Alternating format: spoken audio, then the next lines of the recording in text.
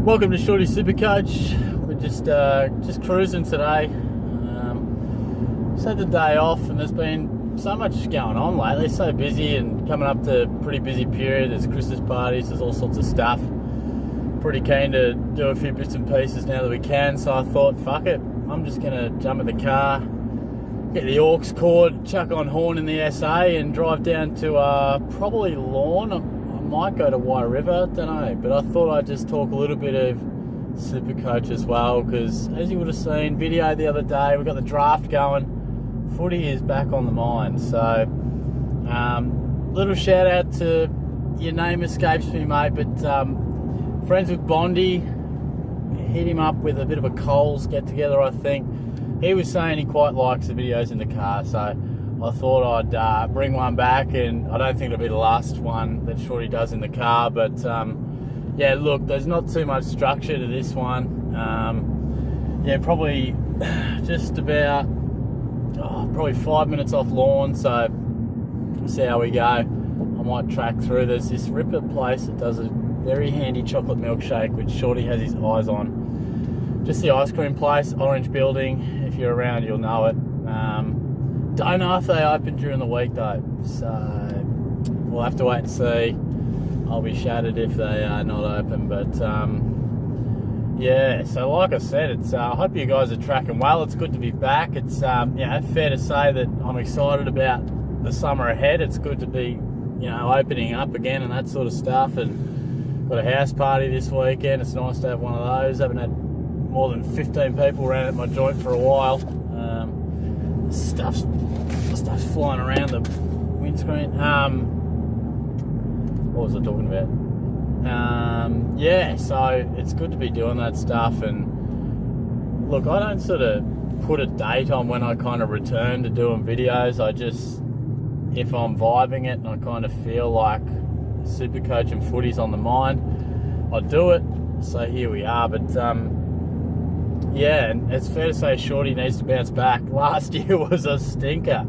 Plenty of content, but my worst year I've ever had. Combination of things, some shocking decisions, but just the way the world was, it was, a range of things, sort of losing interest in things and whatnot. But yeah, it was tough year to have any sort of predictability and certainty about anything. But today I just wanted to talk about a few players that are on my mind.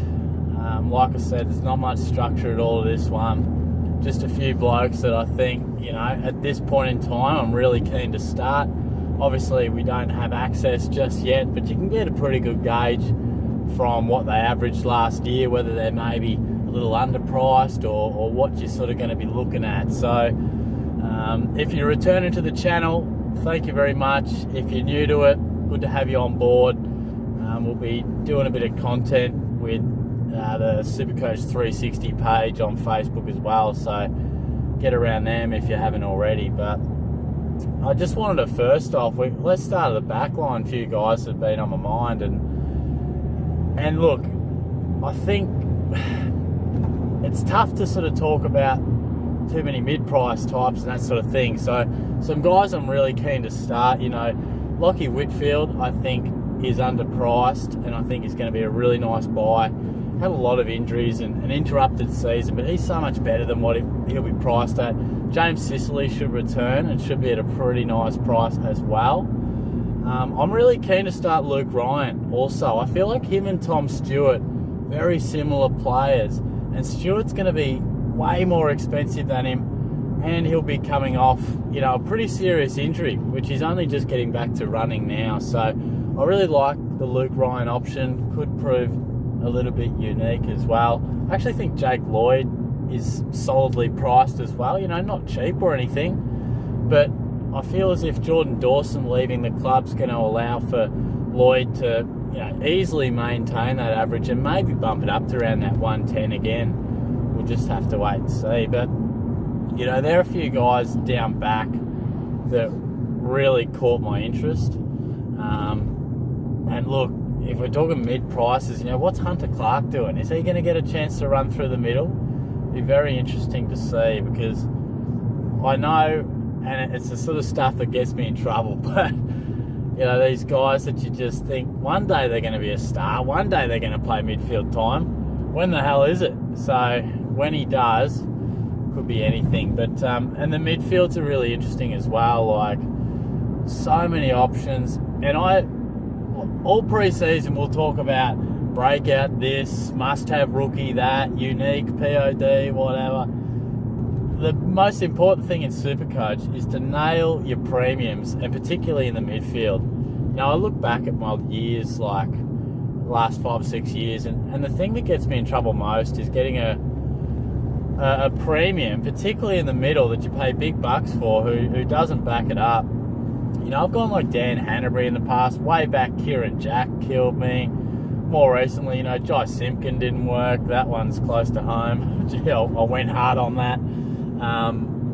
You know, there's quite a list, so you got to nail them. I'd love to start Jack Steele. You know, the list is massive, but here's a few that come to my mind. You know, Jack Steele, of course. You know, Walsh, an absolute jet. People talk about McRae and Bont, and I really think I'm going to start with Oliver and Petrarca. Oliver's a favourite of mine. I've started with him before and love him. And Petrarca, I just think he's going to be at a great price, actually. Like, I think he's got 110 plus written all over him. And I think he averaged like 106 through the season for a range of reasons. Took him a while to get going, but sometimes you just get these players that, you know, they have a final series where you go, they are a superstar of the comp, but it wasn't like an overall year that was unbelievable. So, very good year from him, but I think he's about to have the best year of his career off the back of a stellar grand final. So, Lachie Neale, he'll be really nicely priced as well. And look, Andy Brayshaw, favourite of mine. I just think he really got going towards the end of last year, really consistent. I think he averaged like 107. Remember when he scored that 190? That was crazy. So bumps that average up a bit. I just think the stars are sort of aligning for him. You know, what was he? Pick 3, in and under mid, works real hard. Mundy's getting old. Bloke's nearly 37. He can't keep lining up at centre bounce after centre bounce all the time. Nat Fyfe's really struggling. And obviously Chera left the club. So I feel as if Brayshaw getting good opportunity regardless will get even more. And I just think it's one of those things that's like building towards the prime of his career. You know, we know he's talented. I looked at his numbers. He averaged like 3.5 clearances, which I was surprised. I just had in my head that he's a guy that can average like 5. So I just see him potentially taking it to the 110. Again, it could be just simpler to go with a tried and true superstar. Look, I think a couple of guys that maybe, you know, have done it a lot before, could they come back to it? Paddy Dangerfield, I think the average is about 104 off the back of slow start, injury interrupted year and some games. I mean, he's going to be the main guy at Geelong. Trust me, he still is going to be the main guy. So, you know, Jeremy Cameron gets fully fit. There's not going to be a need for Paddy to play forward. And I know he's like 30-odd, but the sports science dudes these days and medical staff, you can still be playing amazing footy at like 31, 32. Like I just mentioned Mundy, like still averaging like 100 or whatever. So I think Danger's definitely worth a consider. And Josh Kelly as well. There's so much going on in that Giants midfield, so I probably wouldn't. And he kind of hurt me last year. Like it wasn't a disaster, but he was sort of playing a little out of position early on. So you just got to nail those premiums. I don't think I'll go with him, but honestly, at the moment, I'm thinking like Oliver, Petrarca, Steele, Brayshaw, Dangerfield, and I'll have to have a think. But you know, they're probably like the 5 that come to mind off the top. And I guess if we move into the ruck, like I think every man and his dog's going to have Grundy. I just think he's like in that little sweet spot of, like, he can average in the 120s. He averaged like 115. He didn't like the hubs, and, you know, one of the guys that was really affected by that. I just feel as if we could see him back to his real dominant best. And I don't really see too many challenges, taking away any sort of ruck time from him. And then, do you just go Gawn and Grundy again?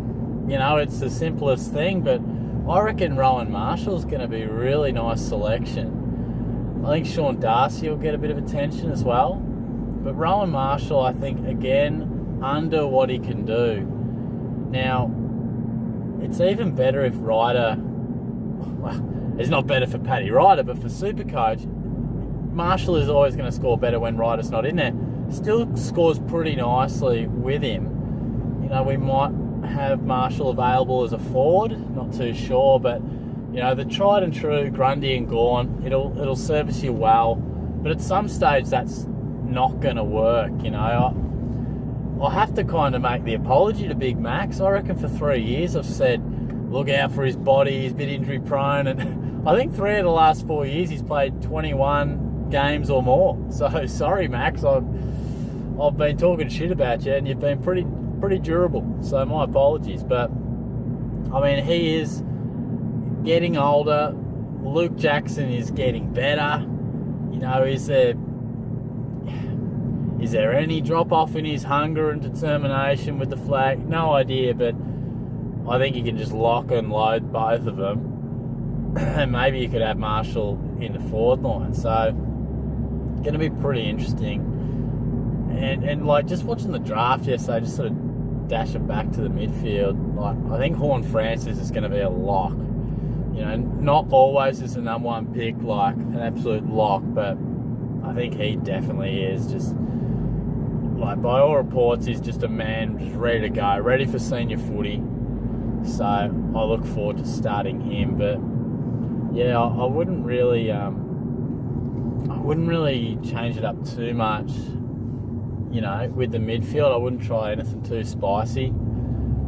I reckon save your risks for, well, not even risks, but like sort of mid-price or alternative breakout sort of guys. But just entering Lorne now, so I reckon we'll come across that ice cream joint. And I'm really hoping they're open. Stopped in an Anglesea for a little bit of lunch. Got myself a little chocky oak. So I'm doubling down on the chocolate milk options if they're open. But I walked in the petrol station because the IGA in Anglesea, they ditched the oaks about 12 months ago. Very tough day for Shorty. And yeah, they have one oak left today at the petrol station, so I was pretty happy about that. Are they open? Fuck. Nah, no good. They must just open on like weekends or maybe when summer hits. Like, it's pretty busy down here. It's pretty busy. I might just keep rolling through the Wye River, I reckon. Yeah, I don't know why they open, to be honest, because like, oh shit. Stop, mate.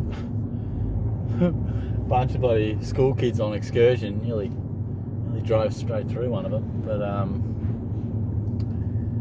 yeah, might just cruise through the Wye River, and as I do that, might just finish off on sort of the forwards. And I reckon the forward line, I talked about not going spicy in the middle. Gee, I could have some peri-peri spice going on in the forward line. There's no lemon and herb about it. Look, early days, but I'm thinking Zach Butters, beautifully priced. Shai Bolton, I mean, the time is now, isn't it? The Tigs, surely. They need him in the middle. He's their next guy, surely. So I'm thinking he's a really tasty option.